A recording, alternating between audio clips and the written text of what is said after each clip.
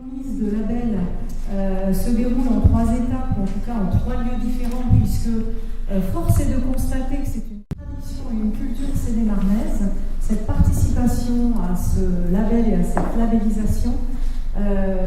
J'ai pris mes fonctions, vous le savez, depuis peu, et je découvre petit à petit ce qui caractérise notre département.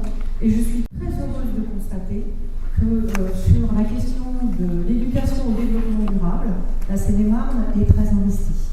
Je remercie la présence de Madame Ponce, hyper en charge au niveau académique de ce dossier. Bien évidemment, je vois des élèves, et c'est pour eux bien que cette récompense et que ces récompenses aujourd'hui sont prioritairement distribuées, mais ces récompenses et ce label est aussi le fruit du travail des enseignants qui les accompagnent, des chefs d'établissement aussi, je l'espère, qui soutiennent complètement ces projets. Qui dit démarche globale, dit un établissement entier, une communauté éducative et ses partenaires entiers tournés vers un certain nombre d'objectifs. Sachez que je suis bien consciente que l'ensemble des restitutions qui vont être faites aujourd'hui sont un aboutissement. Et je tenais à dire que je suis autant attachée à l'aboutissement et aux travaux qui vont être présentés aujourd'hui, qui ne sont que le résultat d'un processus. Je parlais de démarche globale. Moi, ce qui m'intéresse, c'est de voir à quel point vous, les élèves et les établissements et les écoles, vous vous êtes engagés sur un long processus qui aboutit aux présentations d'aujourd'hui.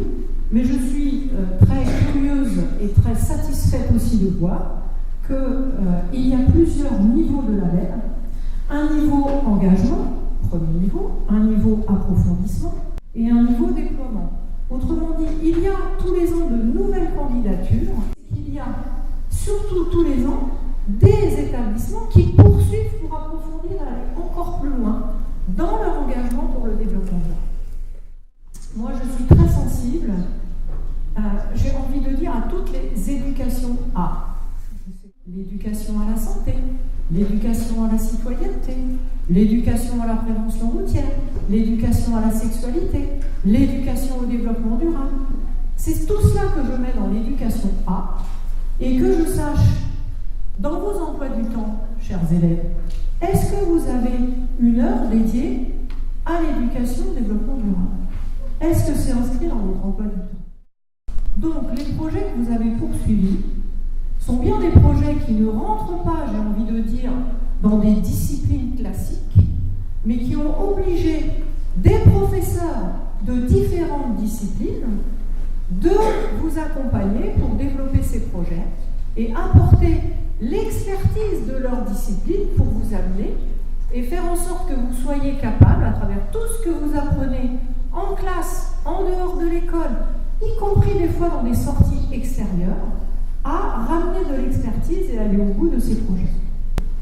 Alors je voulais vous remercier, vous d'abord les élèves, d'être ces futurs ambassadeurs, d'être déjà les ambassadeurs, mais de continuer d'être toujours ces futurs ambassadeurs. Remercier bien évidemment les enseignants qui s'impliquent de manière différente, et c'est ce qui va être demandé de plus en plus dans notre système éducatif. Voilà, je vous souhaite très très bonne continuation dans tous ces projets. Nous avons tenté d'être aussi brefs que notre projet est vaste. Nos activités pour comprendre l'enjeu du développement durable s'étalent sur toute l'année et apparaissent dans de nombreuses disciplines, l'anglais, la musique, les maths, la SVT, la techno et la physique. Nous étudions également les transferts d'énergie et leur impact sur l'environnement qui nous permettent de vivre dans cet habitat. Nous étudions les ressources en alimentation, en eau potable, nécessaires, ainsi que la gestion de nos déchets.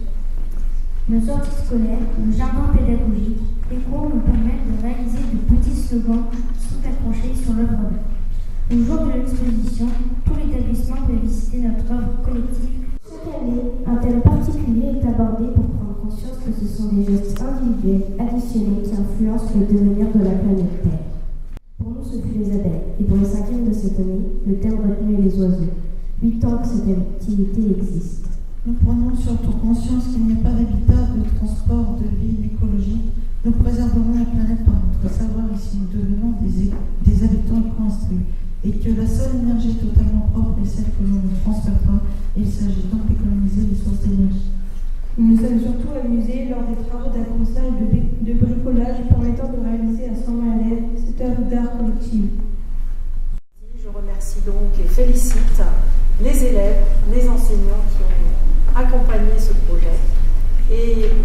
qui doit être pérennisé et durer encore très très longtemps. Nous vous y invitons tous. Merci beaucoup. Je vous remercie.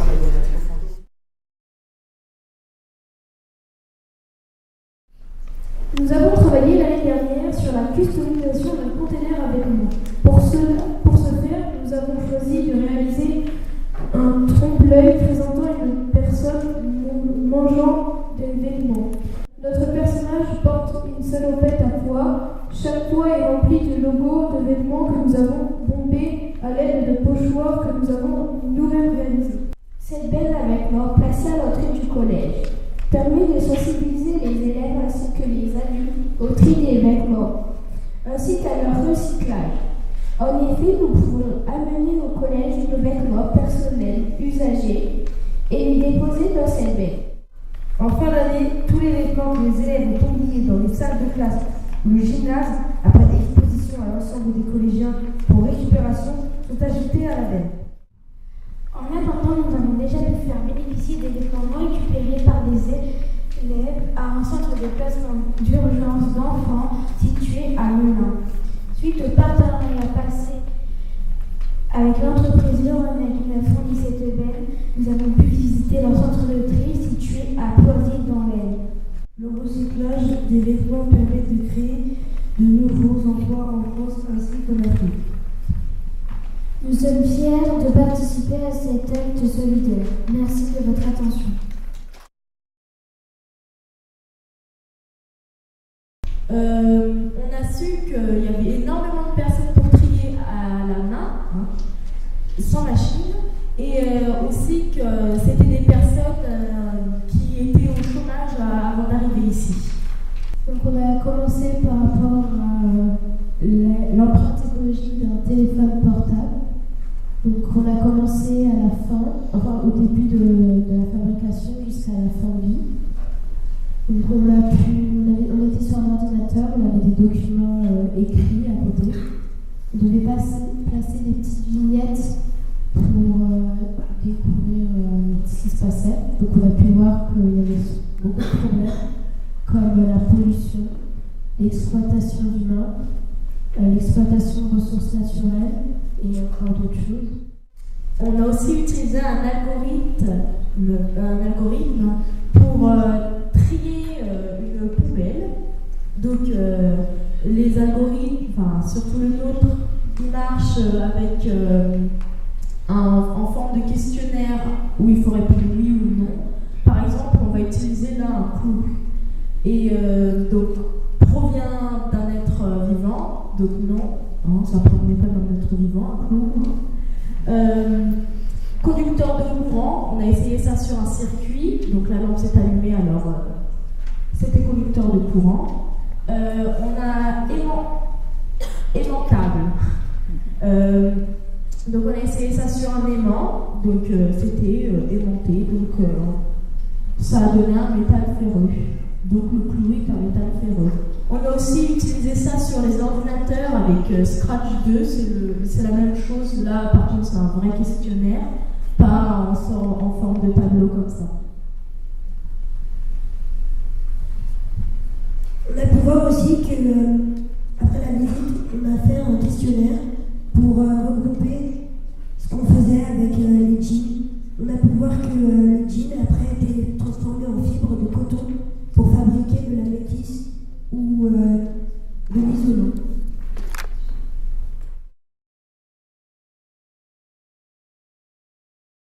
Alors, notre collège a décidé de partir sur le projet ODD 12 et on a entre guillemets deux actions, mais ça rejoint le même style, c'est le recyclage. Notre première action, c'est une boîte rose qui sert à recycler des sacs poubelles du collège. C'est une action réalisée par une classe de 6e, qui a été réalisée par une classe de 6e l'année dernière. L'année dernière, nous avons participé au projet Go 2030 avec notre professeur d'EPS, M. Pellier. Ce projet consistait à s'investir pour l'EDD Objectif 12, en lien avec l'organisation de défis et au final de matchs de handball intercollège. Pour cela, nous avons réalisé la courbe de la consommation de pain. Chaque jour, les agents de cantine ont pesé le reste de pain et ont complété le 28. Nous avons mis en place place une table de troc pour éviter le gâchis et faire des œuvres. Nous avons aussi mis en place le tri sélectif des restes. Ce sont des gestes qui nous ont sensibilisés au recyclage des emballages et au reste de repas biodégradables. Pour favoriser les circuits courts pour l'approvisionnement des denrées alimentaires, nous avons fait des achats à la boulangerie de notre ville.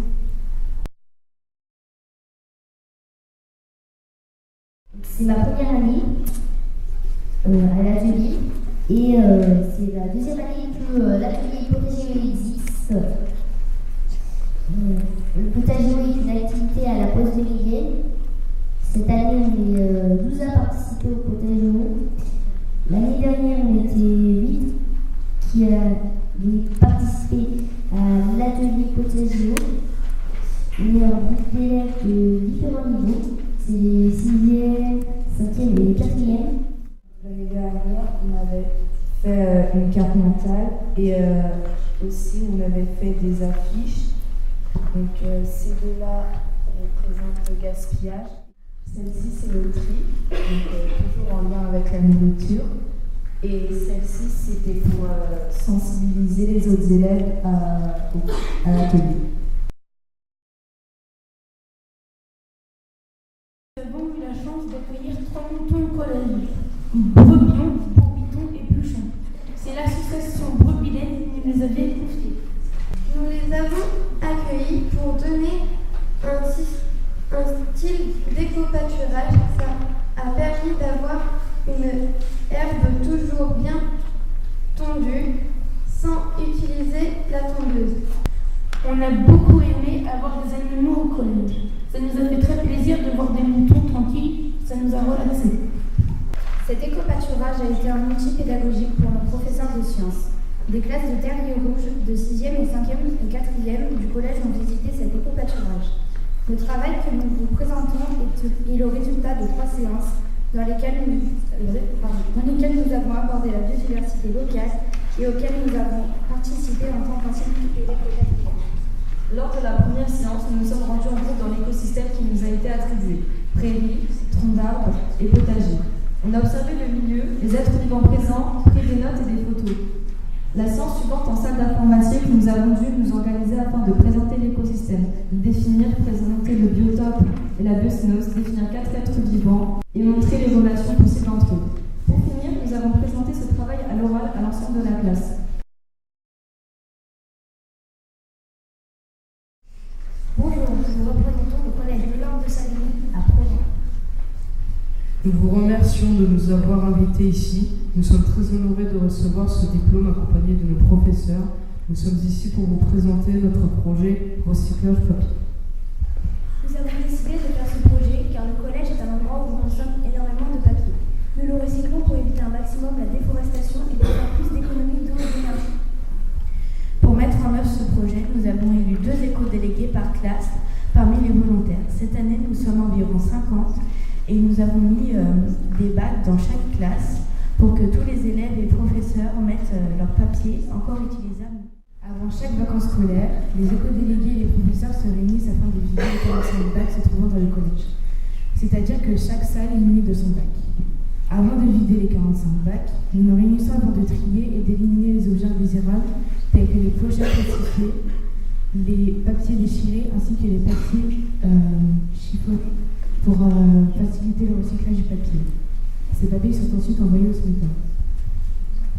Merci de votre venue et de votre attention. Nous espérons que cela vous aura plu. L'année dernière, dans le cadre de l'EPI Transition de l'écologie et des développement durable, nous avons travaillé en géographie sur la problématique de l'eau au niveau mondial, plus particulièrement sur la répartition de l'eau sur Terre. En technologie, nous avons recherché quelles solutions apporter à cette problématique. Nous avons établi entre autres un listing des éco-gestes afin que chacun d'entre nous puisse agir au quotidien.